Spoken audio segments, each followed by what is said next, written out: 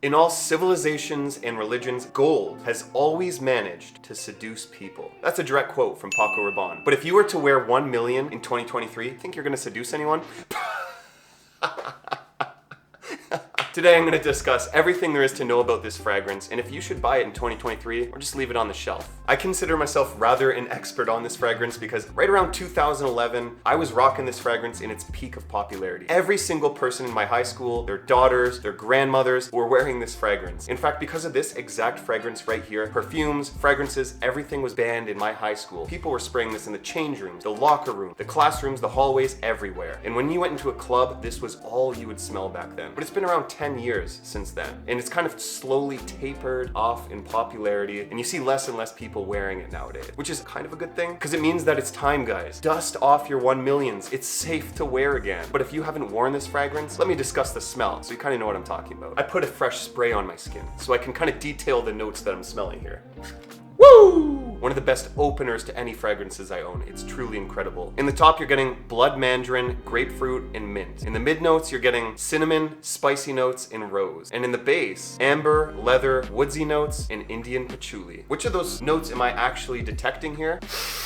Wow, don't do that. I am picking up a little bit of citrusy undertones. The grapefruit is the majority of the opening. Now trust me, throughout the duration of that fragrance, that's not all you're getting. Spicy notes in the cinnamon, a little bit of rose. I don't get too much of the leather, to be honest, but definitely a little bit of the woodsy notes. The majority of what you're gonna smell is grapefruit, cinnamon, and woodsy notes. Or at least that's what I smell. It's definitely unisex in its nature. It's kind of like a warm, spicy bubblegummy, so do not expect it to be overly masculine if you're a type of guy that likes those. Pros to a fragrance like this is its longevity. This lasts so long on my skin. In fact, probably 10 plus hours. And it's crazy how they're able to do that. It is able to outperform a lot of fragrances in its category for its longevity because it's only an eau de toilette. Usually you don't get that. The fragrance oil concentrations are a lot lower in an eau de toilette, but I think that we should talk about the projection and the sillage to this baby. It's one of the main reasons this thing got fragrances banned from my high school. This projects very far. It's not very offensive, but people are gonna smell you from far away. The sillage is quite far as well. You're gonna leave a long trail behind you. So go easy on the trigger with this thing. Maybe wear like 3 to 5 sprays at the very most. You don't need anything more than even 3, trust me. A lot of people think that this bottle design is very tacky. The fact that it's supposed to look like a gold bar, I think that it looks awesome. Like, I actually really like the look of this on my shelf. When people don't know about fragrances and they ask me, what is that, gold bar? It's kind of a cool story to bring up, you know, like as a display piece in your room. No, the sun's going away. I gotta move locations, but you're probably wondering, when should you wear this fragrance? Winter or fall at the nighttime though. This is definitely not a daytime fragrance in my opinion, very loud. Now I know this looks as luxurious as one of your 55 gold bars you have in your safe, but trust me, this is not as expensive or luxurious as your gold bars. At a retailer, it's around $120 Canadian, $90 USD. At a discounter though, I got this for $63 US, which places it, in my humble opinion, at a very good price to value proposition. The performance, the projection, the sillage, it checks all the boxes. Now, little secret though, shh, don't tell anyone. I bought this as a tester bottle. Now, the only way you can tell that it's a tester bottle, it just slightly says it on the back. I'm gonna do a full video breaking down testers in the future where I go really